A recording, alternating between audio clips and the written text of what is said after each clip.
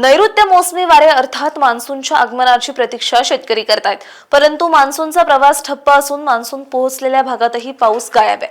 त्यामुळे उन्हाच्या चटक्यासह उकाड्यात वाढ झाली असून काही भागात पावसाचा अंदाज आहे। कोकणात उन्हाचा चटका आणि दमट हवामानाची शक्यता असून मध्य महाराष्ट्र आणि मराठवाड्यात उन्हाचा ताप वाढणार आहे, तर विदर्भात काही जिल्ह्यात वादळी पावसाचा इशारा हवामानशास्त्र विभागाने दिलाय।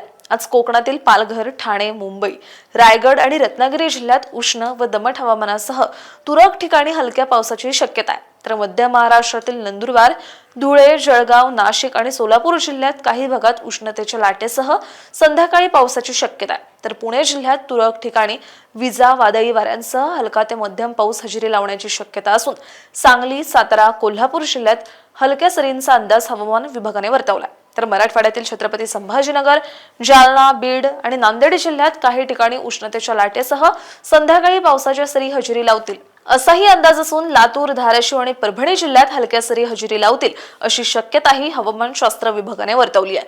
विदर्भातील अकोला जिल्ह्यात उष्णतेच्या लाटेचा सतर्कतेचा इशारा देण्यात आलाय, तर भंडारा, बुलढाणा, चंद्रपूर, गडचिरोली, गोंदिया, वर्धा आणि यवतमाळ जिल्ह्यात तुरळक ठिकाणी विजांचा कडकडाट, वादळी वाऱ्यासह पावसाची शक्यता असून उर्वरित भागात कोरड्या हवामानाचा अंदाज हवामानशास्त्र विभागाने दिलाय। मान्सूनच्या वाटचालीसाठी पोषक प्रणाली नसल्याने राज्यातील मान्सूनची प्रगती ठप्प आहे।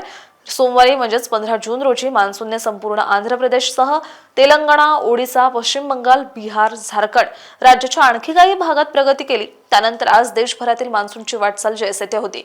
मान्सूनची सीमा हरणे, सोलापूर, हैदराबाद, भद्राचलम, कोरापूट, फुलबनी, रांची, जमुई, मुझफ्फरपूर भागापर्यंत होती। पुढील 4 ते 5 दिवसात मान्सूनच्या पुढील प्रगतीसाठी परिस्थिती अनुकूल असून तेलंगणाच्या आणखी काही भागात, ओडिशा, झारखंड, बिहार आणि छत्तीसगडच्या काही भागात मान्सून पुढे सरकण्याची शक्यता हवामानशास्त्र विभागाने वर्तवली आहे। अशाच हवामान अपडेटसाठी अॅग्रो1ला सबस्क्राइब आणि फॉलो करायला विसरू नका।